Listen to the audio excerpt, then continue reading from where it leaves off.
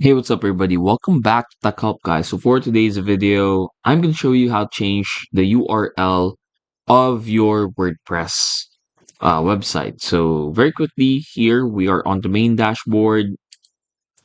So what we want to do from here, go back.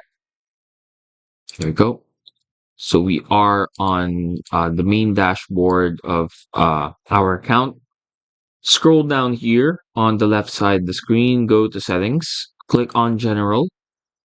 And then from here, as you can see, you can already edit your site title. So this is, let's say, Tech Help Guy uh, testing.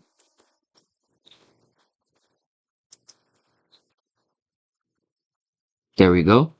You can add in your tagline here as well. Now, you can also add a site icon if you want. Now, to change the URL, simply just go here and then you can add in your custom address. And that's it.